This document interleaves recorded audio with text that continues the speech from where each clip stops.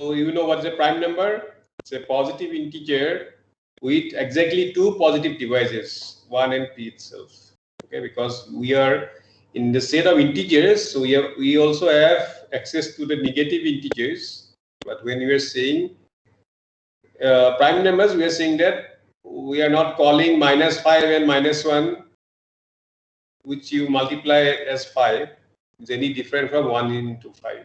So exactly two exactly two divisors, integers with exactly two positive divisors are prime numbers, and which is not prime, it is called composite. Okay, why prime numbers are important? We also know that any positive integer can be expressed as a product of primes in an essentially unique way. Okay, what is this uniqueness? Like, of course, you can write 3 into 5 or 5 into 3. Okay, except that ordering, it is unique. And it's a very fundamental theorem. This is known as the fundamental theorem of arithmetic. Okay, and it can be found in Euclid's book Elements, which was written in 300 BC, around 300 BC. Okay, so it's a very classical result. And that's what we'll try to do in general also in other rings. We'll see in what type of rings we can break down elements into product of some other element which cannot be factorized further. Okay, because like in some sense factorization stops at a prime number. So we'll want to generalize this notion to other rings also. Okay, as I said, rings is like something which has to these two operations which are compatible. Okay, we'll see that later. Okay, let me first note down some important property of primes. Okay, and that is also needed for proving uniqueness of factorization of integers. So primes have a very unique property. What is that? That if a prime number divides a product, then it divides one of the factors. Okay. If P is a prime number that divides AB, certainly it is not true for composite numbers. For example, 4 divides 2 into 6, but 4 does not divide 2 and 4 does not divide 6. Okay. So clearly it's not true for composite numbers, but it is true for prime numbers. Now let's see how we prove this. The proof is, and this can be, okay, so one step at a time. Okay. So let's say if P divides A, then we are already done. Suppose P does not divide. Okay, this means, let's suppose P does not divide A. Then what we want to do? We want to show that P divides B. If P divides AB and P does not divide A, we have to show that P divides P. Now, how do I use this fact? Because if P and A, P does not divide A, then their GCD has to be 1. Okay, because P has only itself and 1 as factors. Okay, so only common factor between P and A could have been P and 1. But P does not divide A, so this common factor, only common divisor is 1. I mean, positive common divisor. So GCD is 1. But if GCD is 1, we know that there are integers x and y such that px plus ay is 1, because GCD is an integral combination of these two elements. Okay. And this x and y, of course, can be explicitly found by Euclid's algorithm when we divide okay, and to end up with a non-zero zero remainder. Okay, so the division algorithm can tell us x and y explicitly, or well ordering principle tells us about existence of such x and y. And here, existence of x and y will be enough. Okay, we'll just take the minimum px plus ay. In the set of all px plus ay, pick the minimum. Okay, I think you should mute yourself.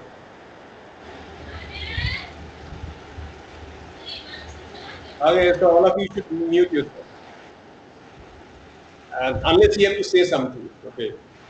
Now, what do I do with this? I multiply both sides by b. So if I multiply both sides by b, I find that p divides pb certainly, and p divides ab.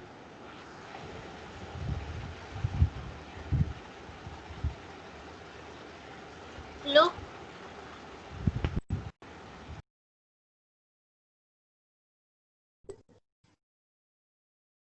Okay, so if you have any question, maybe, well, otherwise it disturbs. Okay, so I'll have a question hour later on. question minute or question 5 minutes. Okay, so we know that P divides the left hand side. So since P divides AB, so certainly P divides P. So the proof is quite elementary, but it's a demonstration why this GCD being a linear combination can be exploited. So this shows that if P divides AB and P doesn't divide A, P divides P. And now this can be generalized to a finitely many product. Okay, take a finite product. I mean, product of finitely many integers. Okay, let's say P is a prime and P divides a finite product. Then P has to divide one of the factors. Okay, now we'll just apply induction, because for n equal to 1 there is nothing to prove, and n equal to 2 already we did by the previous theorem. Okay, we just use induction on the number of factors, and n equal to 1, it's basically saying P divides A1 implies P divides A1, so nothing there. And if I take n equal to 2, then that is just the previous theorem. So now, suppose I have more than 2 factors. Okay, so what I can do, I can look at a product like this, that I combine the first k and you take this one separately. Okay, I mean, all these dots need not have been there, one dot would have been sufficient. Okay, so you just combine the first k factors and the next one. So you apply the case n equal to 2 basically, that this is one integer and this is the other integer. So if P divides this one, we are done. Else P will divide this product of k, and then by induction hypothesis P will divide one of them. Okay, so if P divides AK plus 1, we are done. I mean, we are taking k plus 1 factors. So if it divides the last one, we are done. If not, it will divide, because we view it as like we bracket all this together by associativity and we leave this one out. Since this one is not divisible by P, the product of the other k will be divisible by P. And now here I can apply induction, because this is like by induction hypothesis, you can say. Okay. So that's how. Maybe these are all trivial proofs, but just to be rigorous, we just. Okay, this is fundamental theorem of arithmetic. It's very important. Every integer n bigger than 1 is either a prime or a product of finitely many primes. And this representation as a finite product of primes is unique apart from the order of the factors. As I said, whether we write 3 into 5 or 5 into 3, that is different. I mean, that's basically we consider them as the same factorization. And so this statement has two parts. One is existence, okay, and the other is uniqueness up to ordering. So how do I show the existence of factorization? Okay, so let's take n to be any integer bigger than 1. If n is prime, then there is nothing to prove. You are done. If n is not prime, then there will be some factor which is strictly between 1 and n, because that's what a composite number is, that it has some integer proper factor, I mean, so which is strictly between d and n. Okay, because it's not composite, you will find such d. And by well ordering principle, we'll pick the smallest one. Okay, by the well ordering principle, we'll take the smallest such integers which divides n, okay, but bigger than 1. And we claim that this P1 must be a prime number, that this is the smallest divisor of n, strictly bigger than 1 and strictly less than n. Such thing exists because it's composite, and we know that any set of positive integers has a least element. Okay. So now why it should be a prime number? Because if not, you can factorize. Okay, if P1 is not prime, then it will have a divisor Q which is strictly between 1 and P1. That means Q is such a divisor, but then this Q will also divide n, because q divides p1 and p1 divides n. That means q divides n. Okay, because it is the transitivity of the divisibility. Okay, q divides p1, p1 divides n. We first said that p1 is the smallest divisor of n bigger than 1, but if p1 is not prime, then you'll have another one, and which will also divide n. That will mean that p1 is not the least. Okay, that there is a still smaller divisor q. Okay, so that will be a contradiction. It will contradict the minimality of p1 among the divisors of n lying strictly between 1 and n. Okay, so the smallest non-trivial factor of n, we call it p1, which must be a prime. Now I continue this argument because now I can write n as p1 times n1, because I know that this is, I've got one prime factor. Okay, and now I have this one, which is strictly between 1 and n. Okay, now we apply this thing to n1, because if n1 is prime, okay, fine, you are done, you got a prime factorization. If not, again pick the smallest factor of n1 which is bigger than 1, because if n1 is composite, there will be such a factor. Okay, so we'll get a prime p2, okay, such that n1 will be p2 n2, and n2 will be like this, 1 strictly less than n2, strictly less than n1. So we continue. Okay, so this way this process must terminate, because it may happen and okay, we are factorizing, but what is the guarantee that after finitely many steps you'll be ending up with all primes? Okay, because you are getting a decreasing sequence of elements, because this was the number you started with, and then you factored out the least divisor of n other than 1, so you got p1 n1, so this n1 is strictly less than n. You repeat the procedure, you got n2, so all these n1, n2, etc.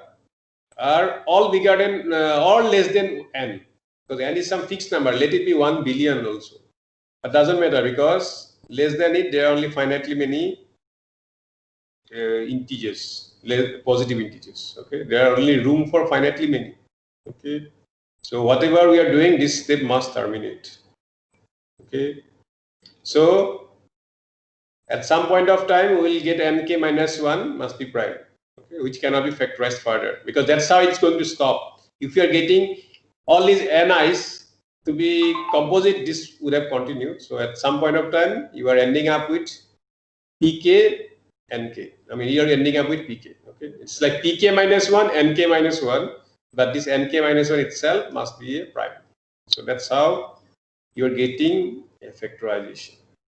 Okay, there are many ways to do this. One can apply induction also to do this, but probably this has some advantage, because this logic can be applied to, say, Euclidean domains. I mean, later on we will see some Euclidean rings. So this argument also has its advantage. So this is the existence of factorization. Okay, but this is even better if there is uniqueness. Okay, so let's prove uniqueness. So let's suppose I can factorize n in two different ways. Let's say p1 up to pr and q1 up to qs. Okay, so this has r factors and this has s factors. So we'll basically, and these are all primes. These pi's are primes and qz's are also primes. And without loss of generality, I can order them. Like whether I'm saying, okay, rather than writing 5 into 3, I'm writing 3 into 5. So in increasing order, I'm putting the primes. This p1 could be p2 also, because for example 9 if I'm factorizing basically, or 45, so it's like 3 into 3 into 5, that order we are putting. Okay, so we are putting an increasing order. Okay, and what we have to show that is r is actually s and each pi is qi. That p1 will be q1, p2 will be q2. That's what we have to show. Okay, so we need to show that the number of primes appearing are same and each prime is actually, I mean, the primes are also matching. How do I show this? Because I pick p1 and now p1 divides this, because p1 divides n, so p1 divides this product and it has to divide one of them. Okay, so p1 divides n and is having this factorization also, Well, by the way, I should have said probably QS here. Okay, this is, anyway, I'll correct it. This is P1 dividing Q1 up to QS. That means if P1 divides a product, it has to divide one of them. It's a very important property of primes that we proved this. So P1 divides Qj.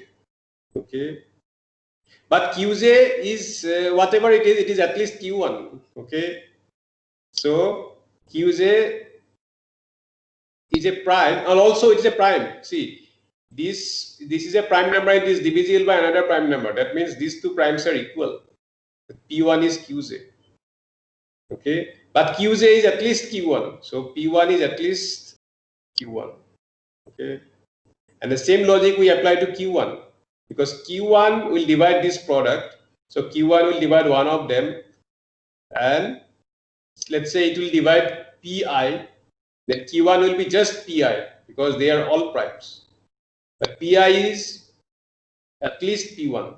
So it will give, you'll get the same reasoning will give you, Q1 bigger than equal to P1. And you can cancel this factor because P1 is Q1. So you cancel this factor. Then you proceed with P2 up to PR and Q2 up to QS. The same reasoning you have to do. So essential property that we are using is that if a prime number divides a product, it divides one of the individual factors. And the way we have ordered them, this one will actually have to be the first one. Okay, so that's all. Now you continue this argument with P2 Q2, then you'll be able to cancel P2 Q2, and then if R and S are not equal, you'll be left with some imbalance, okay? Because you are cancelling all these factors. Suppose R is bigger than S, so you'll run out of all these QIs. You'll be still be leaving, you'll be still having on the left hand side PS plus 1 up to PR, okay? Because up to PS, if R is strictly bigger than S, then what would happen? This will be the problem. Up to PR, you cancel with QR, and you'll be having these additional factors which will multiply to 1. Which is absurd because all these primes are strictly bigger than 1. Okay. Similarly, by the same reasoning, that you cannot have R strictly less than S, because then you'll be running out of factors. You'll be cancelling all these factors, and you'll be having 1 on this side, and you'll be still left with some primes, which is not possible. Okay. So as I said, uniqueness essentially comes from the fact that if a prime number divides a finite product, it will divide one of the factors. And if these individual factors are prime numbers, that means these are equal. And because of ordering, we get the rest. Okay, so that is uniqueness of factorization. Okay. And this is a very, so now since out of primes we can construct all other integers, so our focus is now on primes. And the first thing, Euclid observed that there are infinitely many primes, and it's very easy to prove this by contradiction. Okay, so there are infinitely many primes. How? Okay, sorry. Okay, so let's say there are only finitely many primes, if possible. Let's say P1 up to Pn. So you consider the number, you take the product of all of them and just add 1. Now this is an integer, and certainly if I divide by P1, then this is my Q and this 1 is the remainder. So it's not divisible by P1. Similarly, it's not divisible by P2, it leaves remainder 1. If I divide by Pn, then also it leaves remainder 1. So that means it is something which is co-prime to P1 up to Pn. So in other words, either this is a new prime number or it is divisible by some prime number which is not one of these P1 up to Pn. Okay. Because n leaves remainder 1 whenever we divide by these primes that we know. So certainly it is either a prime itself or is at least divisible by something which is not this. Okay, because any integer we know that has either a prime or It's a product of primes, but it is not one of these primes. Okay, so there will be more than n primes. Okay. So this is a very classical proof of infinitude of primes. Okay, and this leads to an interesting question. Okay, let's take P. Okay, this notation denote the product of all primes less than or equal to P. Okay, and let's take these numbers of the form this product plus 1. These numbers are called Euclidean numbers. Okay, for example, what is this 2 sharp plus 1? It is like 3. Okay, this is 3 into 2 plus 1 is 7, and 5 we take, we get 31. So you seem to have, okay, so this is like, okay, so if I had only the prime 2, I got a new prime 3. If I knew 2 and 3, I got a new prime 7. If I knew up to 2, 3 and 5, I got 31. But it's not that all of them will be prime numbers, because you'll soon start getting composite numbers. Okay, if I take 2, 3, 5, 7, 11, okay, you take product of all these known primes plus 1, you're getting a new number which is co-prime to all of them, and it may happen to be prime or it may be composite, because next one 13, if we take the product of primes up to 13 and plus 1, that is composite. Okay, if we take 13 product of primes up to 13 plus 1, this is actually composite number 59 into 501. Similarly 17. So that leads to an interesting question, that if we consider these Euclidean numbers, whether we get infinitely many primes or whether we get infinitely many composite numbers, or what is those. Okay, so it's not yet known whether there are infinitely many primes of the form, this form. You take all the product of all the primes up to p plus 1, whether there are infinitely many primes, that is not yet known, or whether there are infinitely many composite numbers, that is also not known. In fact, something more basic is also not known, whether all these Euclidean numbers are square free. Square free meaning they are not divisible by a prime square. For example, like 12 is not square free because it is divisible by 2 square, but 15 is square free because 3 square or 5 square does not divide, only 3 and 5 divide. So it's not even this fact is these are some open questions. Okay, but that is one charm of number theory, that these problems can be easily stated. You can relate to the problems, okay, although they may be very difficult to solve. And numerically, you can look for evidence, okay, but still it requires proof. Okay. Okay, sorry, okay, so this button is the wrong button, I see. Okay. Okay, these are Euclidean numbers. Okay, distribution of primes. Distribution of primes. Anyway, this is a big topic, and we'll just barely mention a few basic definition, etc. Okay. First thing to note is that introduce this function pi x. What is pi x? What is x? X is a positive real number. What is pi x? It denotes the number of primes less than or equal to x. Okay. For example, if I take pi 4, I'll get 2 because less than 4 I have only 2 primes, 2 and 3. Okay. Or what will be pi 10? It will be like 2, 3, 5 and 7. So pi 10 is 4. Okay.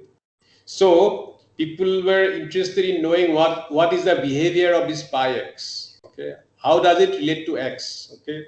As x becomes very large, how does this function grow? Okay. The number of primes less than x. Okay. What is its behavior? And Gauss observed this first. He calculated tables, like he calculated at the gap of 1000. Okay, what is pi 1000, pi 2000, pi 3000, like that.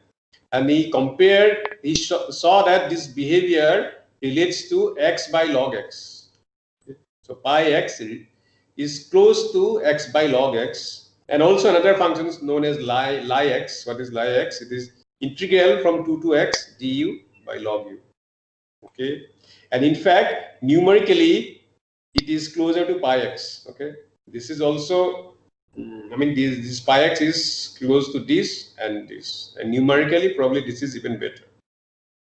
Okay, but he did not prove this, and then it was Chebyshev who showed that this pi x is a times x by log x and b times x by log x, where b is strictly bigger than 1 and a is strictly less than 1.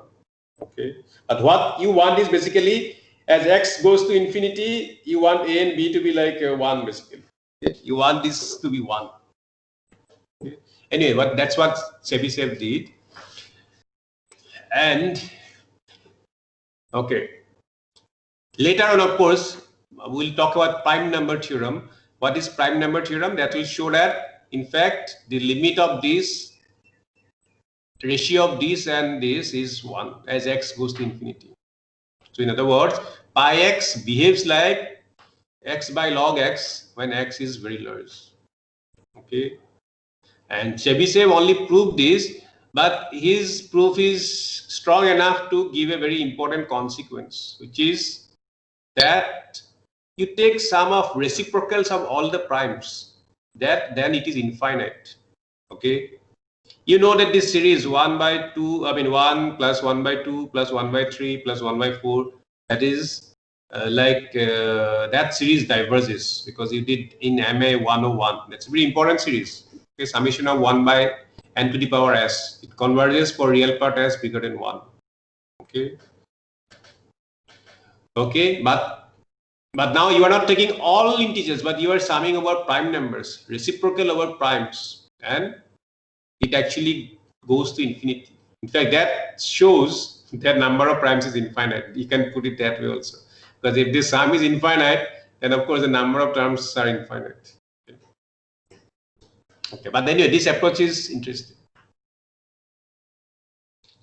Okay, now another important question is primes in arithmetic progression. Okay, let's take an arithmetic progression.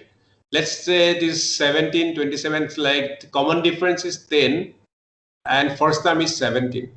Okay, and observe that 17 and 10 are co-prime. Of course, and the question is whether there are infinitely many primes in such a sequence, because you can see that, okay, by the way, this 7 is not there. Okay, so the primes you can see that 17, 37, 47, 67. Okay, these are all primes. Maybe 97 is also a prime. Okay, so you can see that quite a few primes are appearing here. Okay, so now this becomes a general question that you take an arithmetic progression. Let's say a plus d, a plus 2d, like that. And clearly, if a and d have a common factor, certainly you cannot expect prime numbers. All of them will be composite, or most of them will be composite. I mean, all but finitely many. Because if a and d has some common factor, then a plus d, a plus 2d, they will all be divisible by that common factor. So certainly you cannot expect it to be prime. So throw that case out. Just take first term and common difference co-prime, then there will be infinitely many primes. That's a very famous theorem, Dirichlet's theorem on primes in arithmetic progression. Okay, let a and d be two co-prime positive integers, and you take the arithmetic progression a plus d, a plus 2d, then it will contain infinitely many primes. So that's what Dirichlet showed, and it's a very famous result. Okay, in number theory. How did he prove it? That is also very good. I mean, that idea is itself, I mean, very remarkable and useful. Okay, what he did, for example, what it amounts to, how he proved this is, he'll take the sum of the reciprocals and he'll show that this goes to infinite. Okay, he showed that you take the primes appearing in this sequence and you take their reciprocals. Okay, and he could show that this sum diverges, that the sum of the reciprocals of the primes appearing in any arithmetic progression whose first term and common difference are co-prime, that goes to infinity. Okay, and in particular, that shows that the number of terms is infinite. In other words, there will be infinitely many such primes. Okay, because if a sum of a series is infinite, certainly you can be sure that the number of terms is infinite. Whereas The converse you cannot say. Okay, that if the sum might be finite even with infinitely many terms, and we will see such a case in the next slide. Okay, so but this is a very important technique that you can, in fact, this sum. Okay, this is in fact this can be connected to the Riemann zeta function. Okay, so later on.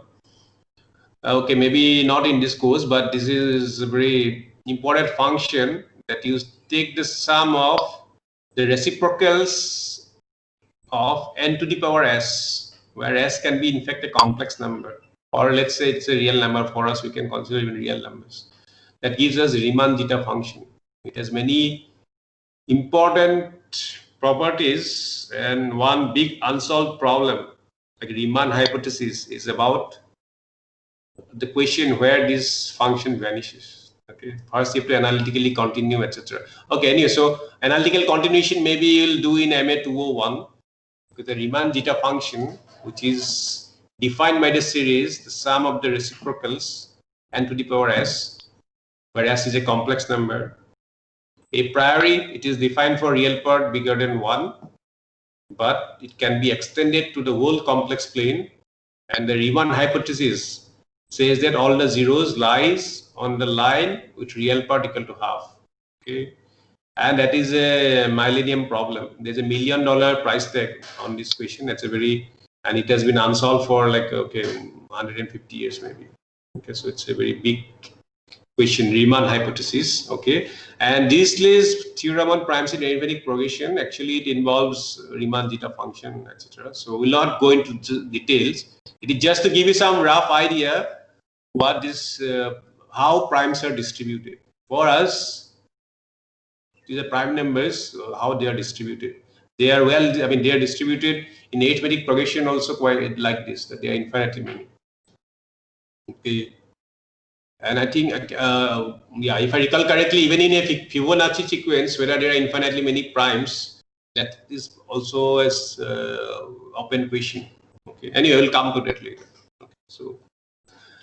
Okay, and this twin prime conjecture we are mentioning because this is also a very famous conjecture. Conjecture is basically a mathematical statement which has not been proved yet, but there's people believe it to be true. That what is it? Twin prime? It's like p and p plus 2 both are primes. Okay. For example, 3, 5, 5, 7. These are twin primes, and twin prime conjecture says there are infinitely many twin primes. Okay, this is not yet proved. Okay, but recently some big progress has been made, so that's I'll mention those. Okay, but the important thing here is that you take the sum of the reciprocals of twin primes. Now you don't get divergence. Okay, by the way, this is a typo. This is not okay.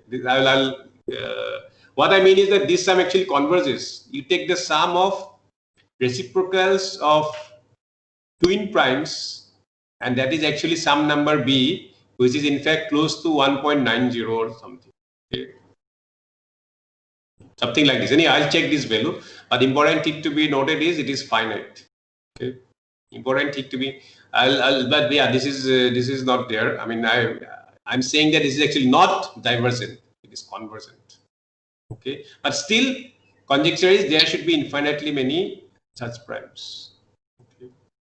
But this sum is convergent, that means one thing, that these twin primes are fairly scarce. Okay, they are very scarce. Had there been too many, this sum would have diverged. Okay, but this sum is finite. I mean, okay, so that means there are only, there are not too many twin primes in some sense.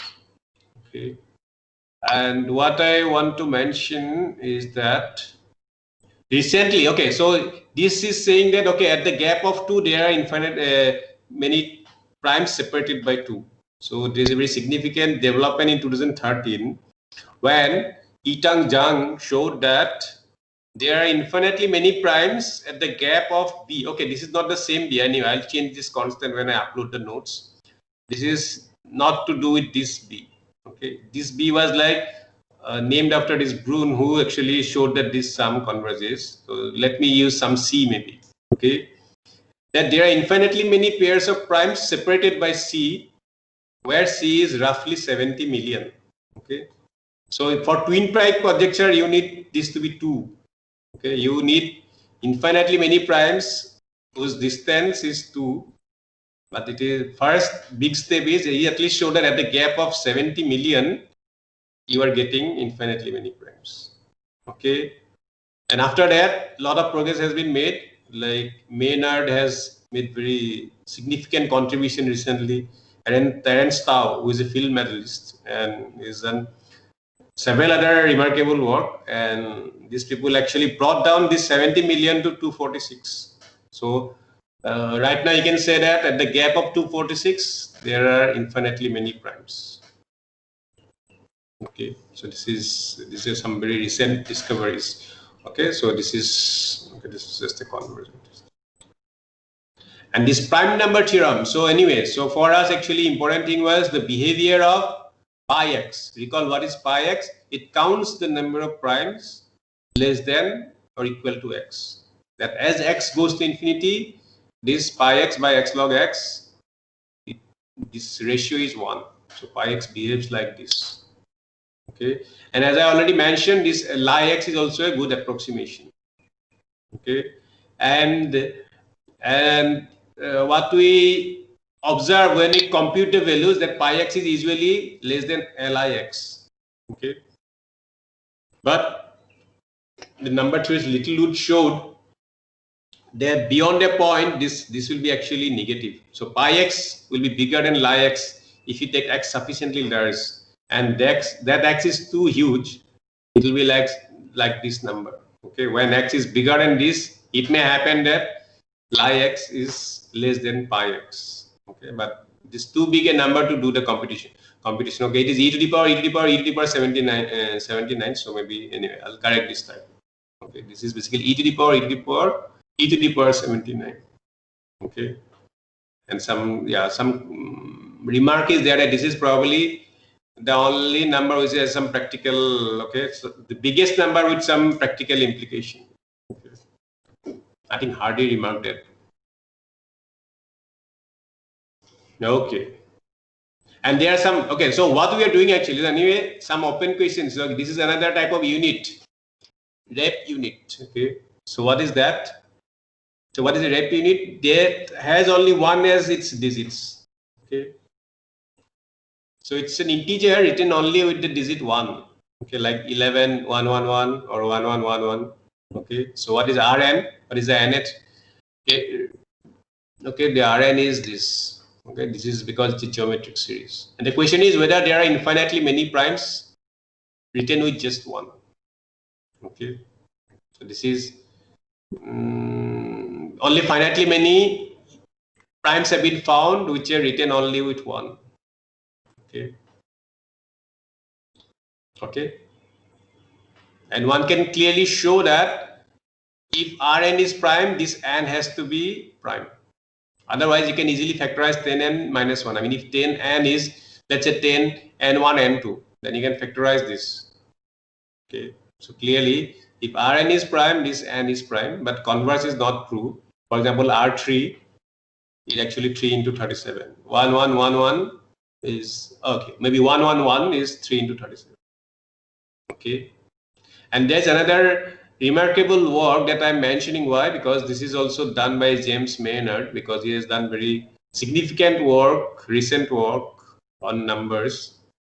And he showed that there will be infinitely many primes whose decimal representation does not have one particular digit out of 0 to 9. In other words, without using 7, the digit 7, you will get infinitely many primes. Without using 9, there will be infinitely many primes. Okay, that is also very remarkable recent work. Okay, and in this context, maybe I should also mention, because see what we are doing in this course, I mean, in this particular lecture, we are talking a little bit about primes and open questions about them. Okay, so another famous conjecture is Goldbach conjecture, which is like any even integer bigger than or equal to 4 can be expressed as sum of 2 primes. Okay, like say let's take 100 or 120. Okay, these are all sum of 2 primes. Okay, this is still open. Okay, for a long time it has been open. Maybe like 200 something, or maybe more than that. Okay, and there is a version in terms of odd numbers. There's a weak Goldbach conjecture, which says that every odd number bigger than or equal to 7 is sum of 3 primes. Okay, why it is called weak Goldbach conjecture? Because this one will imply this: if I have every even number as sum of 2 primes, and I can clearly see that any odd number bigger than 7 is sum of 3 primes, because I just subtract 3. Suppose I have an odd number, I subtract 3, I get an even number. By Goldbach, it will be sum of 2 primes, and I'll take 3 to the other side, I'll get, like, let's take any 2n plus 1, which is an odd number, subtract 3. By Goldbach, this p1 plus p2, then 2n plus 1 will be p1 plus p2 plus 3. It should have been, okay, anyway, I'll correct it. This means p1 plus p2 plus 3. So this odd number would be sum of p1, p2, and 3. Okay. And although this has been in, this was not done, but with Goldbach, some significant progress has been made. Like, Hardy and Littlewood showed using Riemann hypothesis or generalized version, we Goldbach conjecture. And Vinogradov, okay, so it is coming below the slide, that Vinogradov showed that for sufficiently large odd numbers, it is always true. Okay, beyond a point, it is always true. So one just needs to check these finitely many cases. Okay, but that has not been done because this number is too big. It's not completely done, although in that direction there has been some progress. Okay, so the next slides were not being shown, but anyway, it doesn't matter, because I was just stating some more recent work. Like, for example, some people have shown that every odd number is sum of 7 primes. Okay, that was a big step. Okay, because weak Goldbach means every odd number is sum of 3 primes, but it has been shown that every odd number is sum of at least 7 primes. And Terence Tao, whose name I already mentioned, he showed that every odd number is sum of 5 primes, at most 5 primes. With 5 primes, you can express any odd number as sum.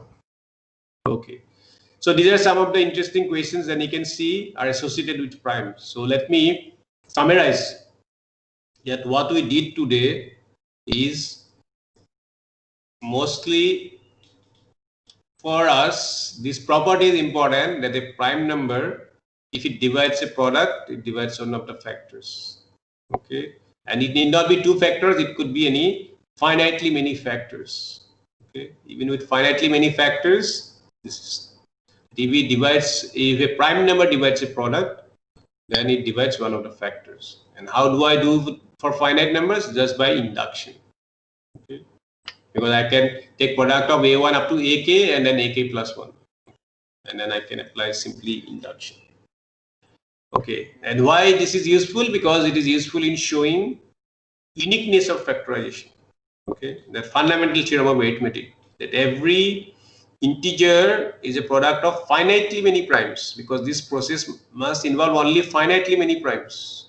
Okay, and this theorem has 2 components. One is the existence and the other one is uniqueness. Existence can be proved by well-ordering principle.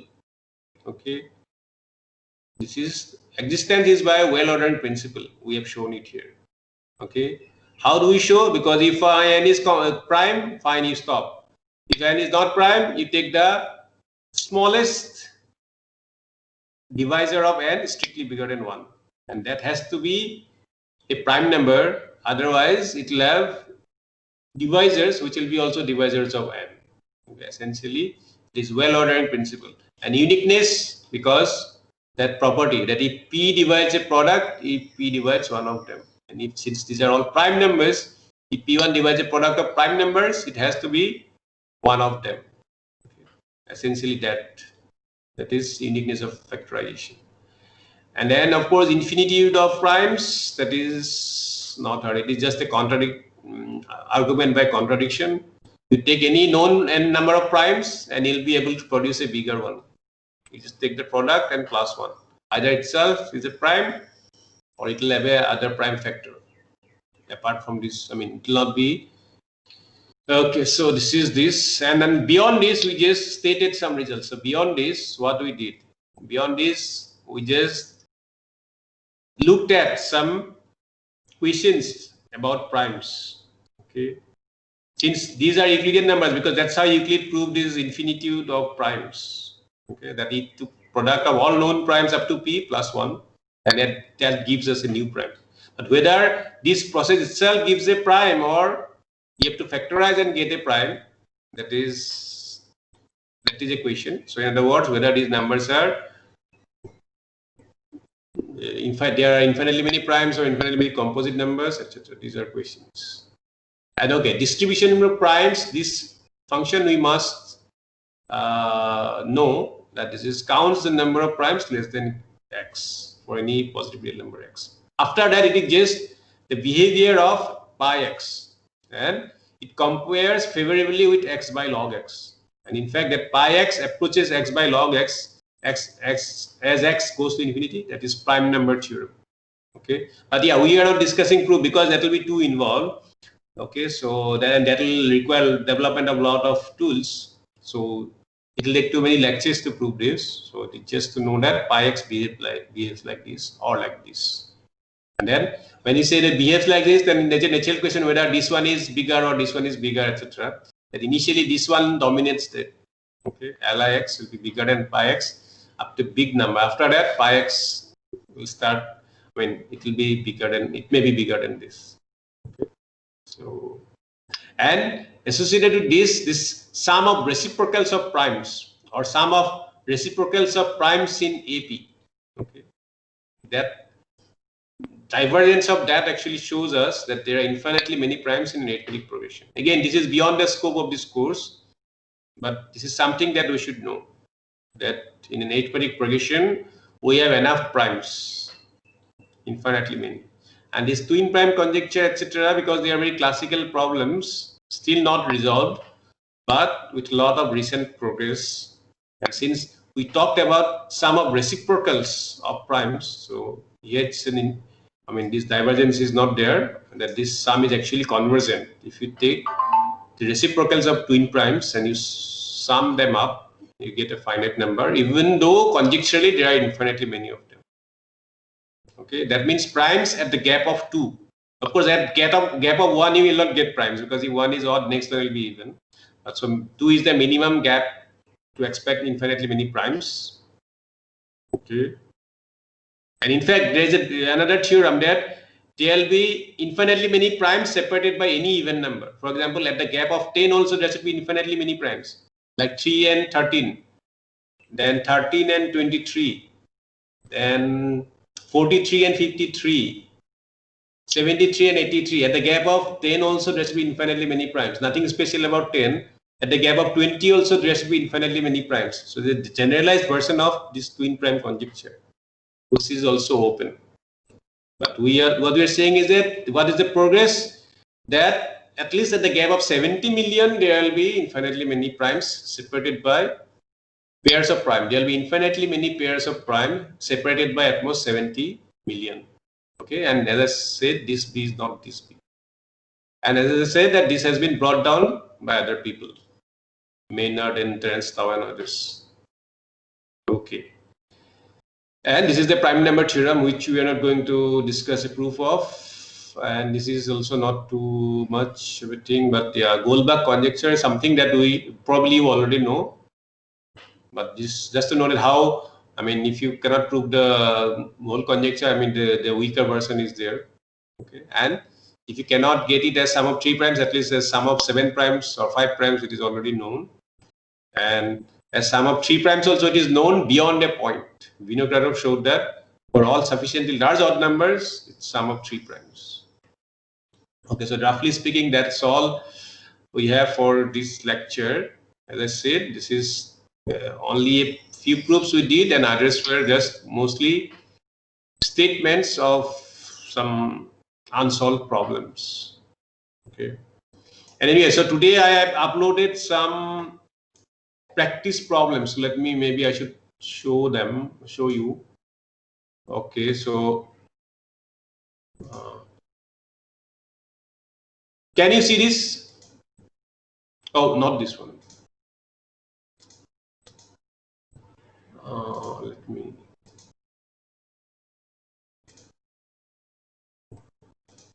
Can you see this? Or maybe did I mute it?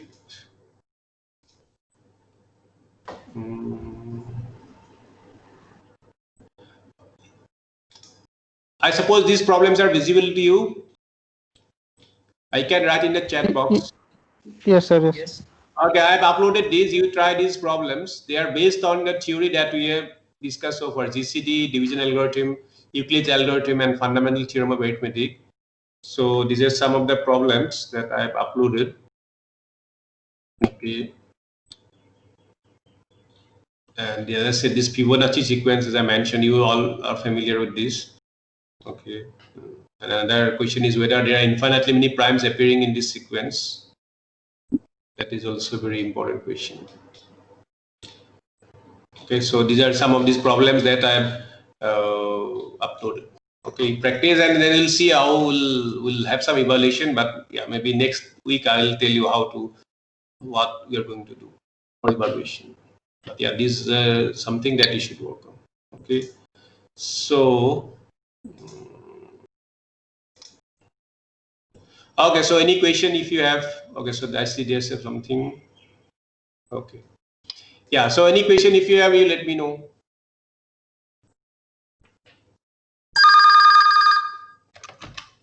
Hello. Yes.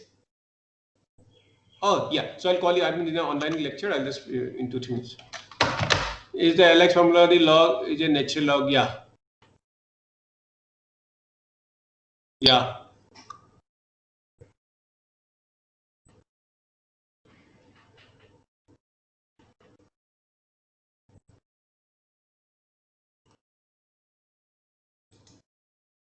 Okay. Any other question?